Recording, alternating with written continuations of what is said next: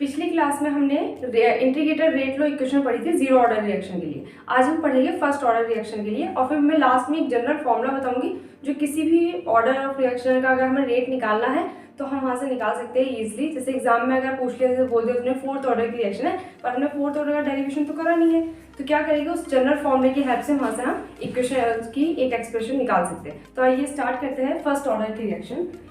पहले एक reaction consider कर लेते हैं, रिएक्टेंट टू प्रोडक्ट। ये हो जाएगा एट टाइम t इक्वल 0 पर जो रिएक्टेंट का कंसंट्रेशन होगा वो हम A0 मान रहे हैं और उस टाइम प्रोडक्ट बनना स्टार्ट नहीं होने इसलिए उसका हो जाएगा 0। At time t equal t पर रिएक्टेंट का कंसंट्रेशन बोलते हैं कि 80 हो गया, मतलब थोड़ा सा डिक्रीज हो गया और 80 हो गया और ये कितना हो जाएगा Pt हो जाएगा। अगर हम यहाँ से लिखेंगे रेट लॉग एक्सप्रेशन तो ये हो जाएगा हमारे पास रेट इक्वल हो जाएगा K और कंसंट्रेशन रिएक्टेंट की कंसंट्रेशन A है, उसकी पावर आती है ऑर्डर ऑफ रिएक्शन। यहाँ पर ऑर्डर ऑफ ये फर्स्ट ऑर्डर की रिएक्शन है तो यहाँ पर पावर आ जाएगी 1। इसका मतलब रेट इक्वल हो जाएगा हमारे पास K A। ये हो गया हमारे पास फर्स्ट इक्वेशन। अब एक और फॉर्मूला मैंने लिखवाया था इंट्रोडक्शन वाली क्लास में, मैंने बताया था रेट निकालने का तरीका। रेट ऑफ रिएक्टेंट हमें यहाँ से निकालना उसका तरीका बताया था, वो कैसे निकालेंगे हम। ये हो जाएगा हमारे पास rate equal minus DA by dt, क्योंकि ये रिएक्टेंट का है इसलिए मैंने यहाँ पर माइनस लगाया। ये हो गया हमारे पास सेकंड इक्वेशन। तो फ्रॉम फर्स्ट एंड सेकंड हो जाएगा minus DA upon dt equal हो जाएगा KA। अब यहाँ DA है तो A वाली जो भी A का कंसंट्रेशन है वो उसके नीचे दिया होगा यहाँ मल्टीप्लाई में, क्योंकि तो हो जाएगा माइनस DA अपॉन हो जाएगा A इक्वल हो जाएगा K dt। हमें टोटल निकालना है इसलिए इंटीग्रेशन करना पड़ेगा और जब इंटीग्रेशन करेंगे तो यहाँ पर लिमिट भी रखनी पड़ेगी और लिमिट यहाँ से क्या आएगी रिएक्टेंट। जब हम इस साइड का इंटीग्रेशन करेंगे तो लिमिट आएगी A0 से AT, क्योंकि ये यहाँ से ऐसे इंक्रीज हुआ है और टाइम की लिमिट आएगी 0 से T।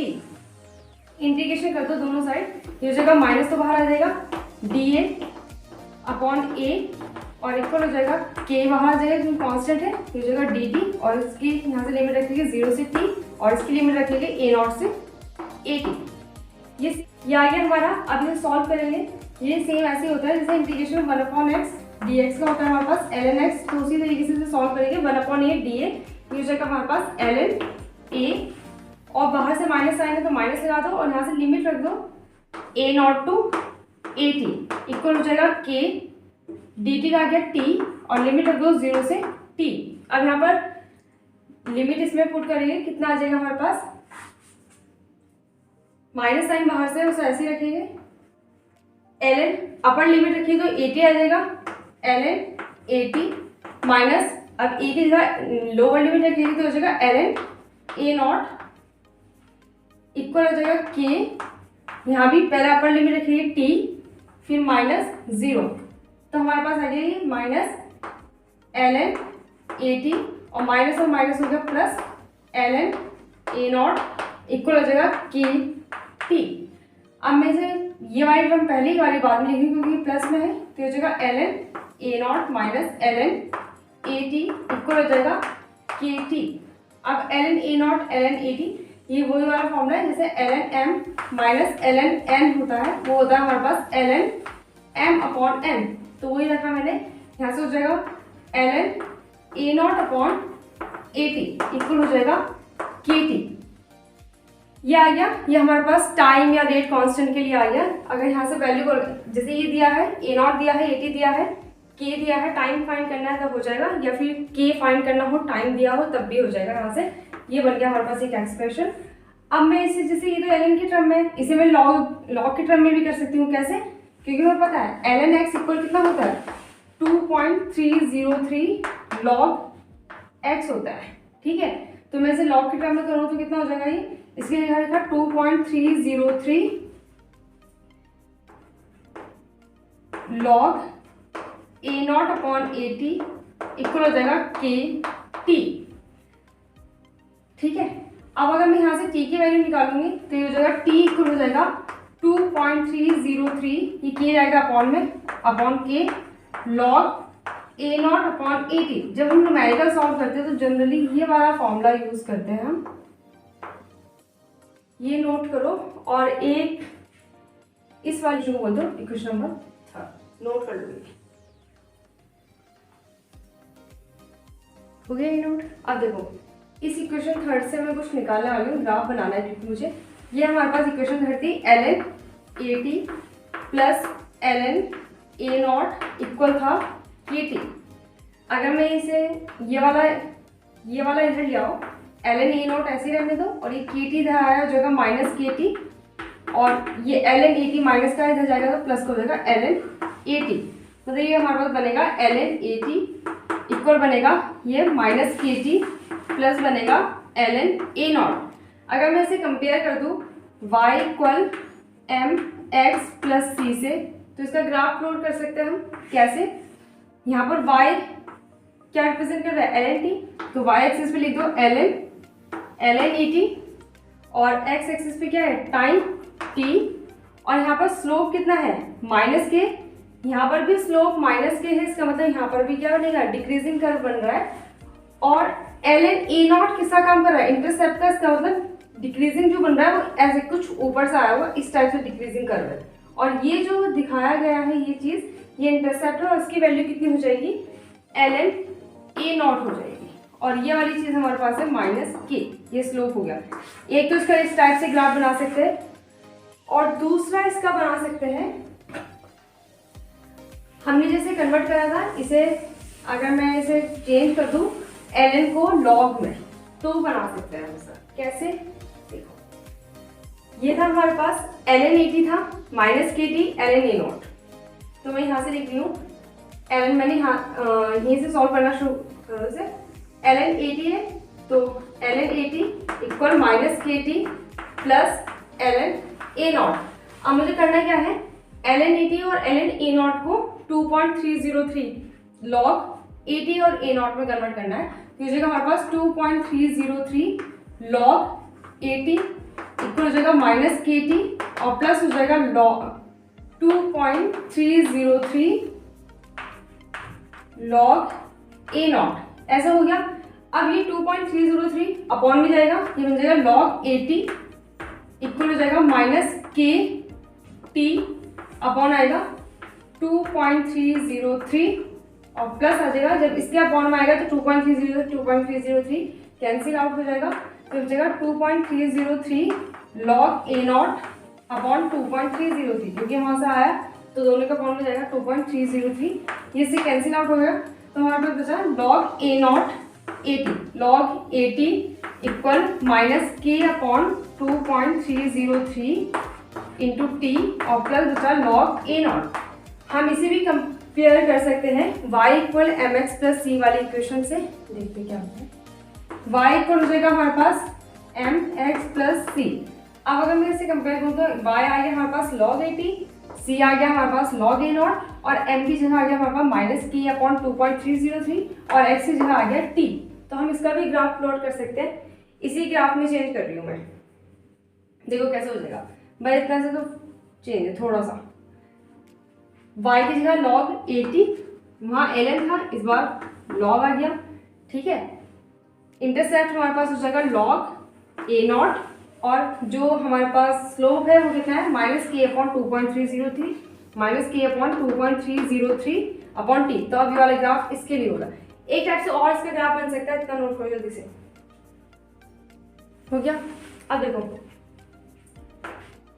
मैंने यहाँ से माइनस कॉमन लिया, ये वही इक्वेशन है जो इक्वेशन नंबर 3 थी उसी से ले रखी है मैंने, मिटाई नहीं है। माइनस कॉमन लिया तो ये बन गया ln AT और माइनस कॉमन लिया तो प्लस वाला बन गया माइनस ln A0 और इक्वल टू हो जाएगा KT। ये माइनस इधर चला जाएगा तो ये बन जाएगा ln AT upon A0 equal बन जाएगा माइनस KT। अब इधर ln है, अगर मुझे इधर RHS की तरफ भेजना है तो जो भी RHS में है वो e की पावर में चला जाता है, हमें पता है इसकी बेस की पावर में चला जाता है। AT अपॉन A0 इक्वल हो जाएगा, ये इधर इसकी बेस की पावर में गया तो e की पावर माइनस KT बना, ठीक है। तो AT इक्वल आ जाएगा हमारे पास A0 e to the power minus KT। अगर अब हमें इसे रिप्रेजेंट करना हो ग्राफ में तो देखिए कैसे। एक्स एक्सिस पे वही टाइम चलेगा, वाई एक्सिस पर 80 चल रहा था 80 चलेगा, लेकिन यहाँ पर क्या आ गया एक्सपोनेंशियल वाला फंक्शन आ गया, इसलिए एक्सपोनेंशियल कर्व होता है इस टाइप से कुछ, क्योंकि यहाँ पर माइनस है इसलिए मैंने डिक्रीजिंग दिखाया है। अगर ये प्लस होता तो इंक्रीजिंग दिखा देते। कैसे दिखाते? अगर प्लस होता तो कुछ इस टाइप से दिखा देते। ठीक है, ये हमने रिएक्टेंट का लिया है इसलिए डिक्रीजिंग है। ठीक है, अगर ये प्रोडक्ट का होता तो इंक्रीजिंग होता। कैसे? अगर मैं इसका प्रोडक्ट का रिप्रेजेंट करके दिखाऊं तो ये कुछ इस टाइप से हो जाएगा। अगर मैं दोनों का, जैसे ये हमारे पास टाइम है, ये 80 मतलब कंसंट्रेशन है, कंसंट्रेशन, तो अगर रिएक्टेंट का है तो ये वाला कर्व तो रिएक्टेंट का हो गया, यहाँ लिख सकते हैं रिएक्टेंट के लिए।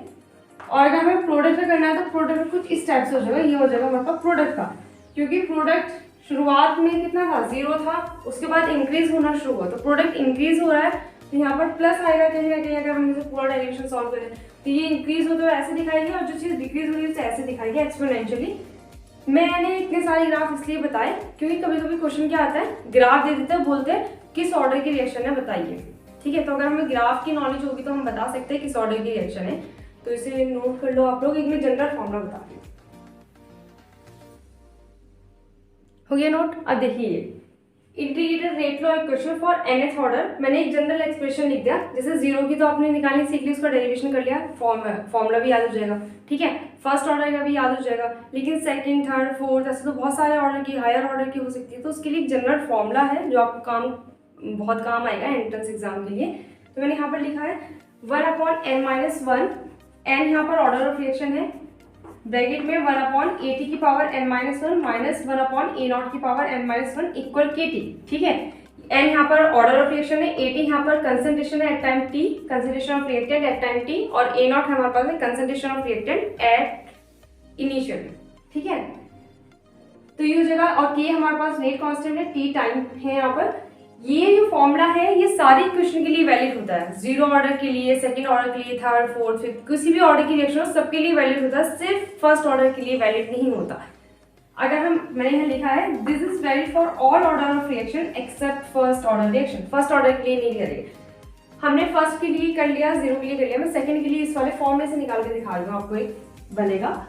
अगर सेकंड ऑर्डर रिएक्शन तो n की वैल्यू 2 आ जाएगी, अगर n की वैल्यू 2 आएगी तो 1/2 माइनस 1, तो 2 माइनस 1 ब्रैकेट में लिखिएगा 1/80 की पावर 2 माइनस 1 माइनस 1/a0 की पावर 2 माइनस 1 और इक्वल टू हो जाएगा kT।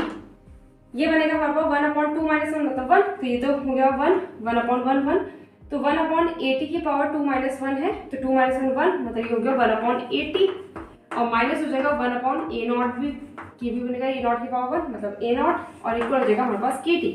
तो 1/80 minus 1/a0, 1/80 minus 1/a0 equal हो जाएगा kT। ये हमारे पास रेट कांस्टेंट का फॉर्मूला आ गया सेकंड ऑर्डर रिएक्शन के लिए। ठीक है, अब देखो ऐसे हम थर्ड ऑर्डर का भी निकाल सकते हैं, फोर्थ ऑर्डर का भी निकाल सकते हैं, इसी टाइप से। अगर हम इसका ग्राफ बनाना चाहें तो कैसे बना सकते हैं, 1/80 इक्वल हो जाएगा हमारे पास, ये kT तो पहले से ही यहाँ पर kT, और ये इधर जाकर हो जाएगा प्लस 1/a0। अब देखिए इसका ग्राफ कैसे बनेगा,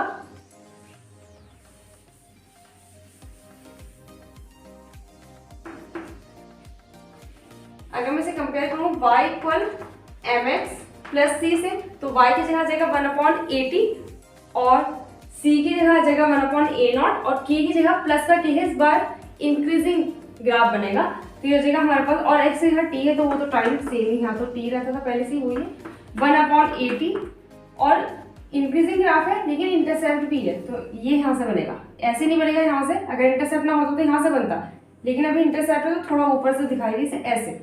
ये चीज़ हमारे पास स्लोप है प्लस का k, ये k हो जाएगा हमारे पास, और ये चीज़ हमारे पास इंटरसेप्ट है 1/a0, तो ये ग्राफ हो गया सेकंड ऑर्डर रिएक्शन के। आगे जब तुम थर्ड ऑर्डर का निकालोगे तो कितना आएगा, यहाँ पर a स्क्वायर आ जाएगा, 80 स्क्वायर आ जाएगा, a0 स्क्वायर आ जाएगा, तो उसका ग्राफ भी ऐसे ही बनेगा, बस चेंज क्या आ जाएगा 1/80 स्क्वायर, और यहाँ पर आ जाएगा 1/a0 स्क्वायर, और स्लोप में चेंज आएगा, स्लोप में आ जाएगा हमारे पास 2k, यहाँ पर k है स्लोप, वहाँ पर 2k स्लोप आ जाएगा। इसी टाइप से सारे क्वेश्चन हो जाएंगे। ठीक है,